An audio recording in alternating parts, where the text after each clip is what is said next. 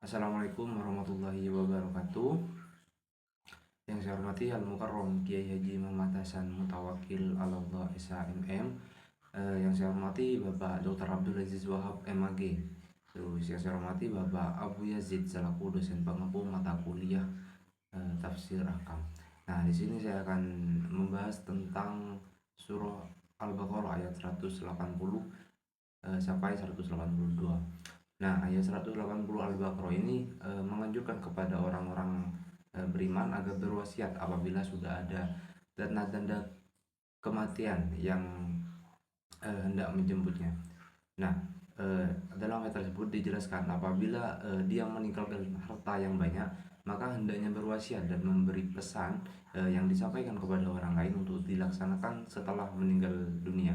Nah, wasiat tersebut adalah untuk kedua orang tua yang terhalang menerima wasiat karena beda agama atau hamba sahaya seperti tawanan perang, dan untuk karib kerabat yang tidak berhak mendapatkan harta warisan, jadi selain keluarganya. Nah, terus di sini wasiat itu harus dilaksanakan dengan cara yang baik dan tidak merugikan dari ahli waris itu sendiri.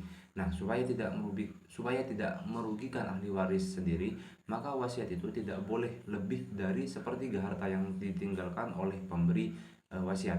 Nah, ketentuan hukum wasiat ini sebagai kewajiban bagi orang yang bertakwa yang menaati perintah Allah.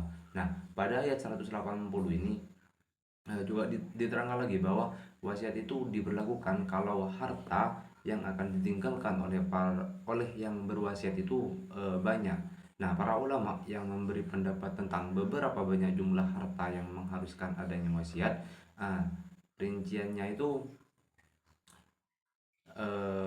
sudah diterangkan di dalam kitab-kitab fikih. Nah, tetapi bagaimanapun banyaknya dalil yang ditemukan di dalam kitab-kitab fikih, pikiran yang sehat itu dapat kita ambil kesimpulan bahwa harta yang ditinggalkan itu tentulah tidak sedikit, sebab wasiat itu tidak boleh melebihi sepertiga dari jumlah seluruh harta yang ditinggalkan. Nah, setelah dikeluarkan lebih dahulu apa yang wajib dikeluarkan seperti utang-utang yang sudah meninggal dan ongkos seperlunya untuk kepentingan penyelenggaraan jenazah. Nah, setelah itu maka wasiat itu boleh dilaksanakan, dan seperti yang sudah dijelaskan sebelumnya, dan wasiat itu tidak boleh lebih dari sepertiga harta yang sudah disumbangkan, dan juga harus dapat persetujuan daripada ahli waris. Nah, kalau semisal ada yang tidak setuju, maka wasiatnya hanya berlaku sepertiga dari jumlah harta yang ditinggalkan. Nah, hal tersebut sudah dijelaskan oleh sabda Nabi yang berbunyi, sesungguhnya Allah telah memperbolehkan memberikan sepertiga dari harta kamu sewaktu dekat dengan kematian. Nah, untuk menambah kewajibannya kamu. Hadis tersebut diriwayatkan oleh Ad-Daraqutni dari Mu'adz bin Jabal. Nah, jadi kalau harta itu sedikit, wasiat itu tidak pantas dan bahkan tidak wajar untuk dikeluarkan. Nah, sesudah ayat tersebut itu juga menekankan bahwa apa yang diwariskan itu diberikan dan dibagi secara ma'ruf, artinya secara baik, adil dan wajar.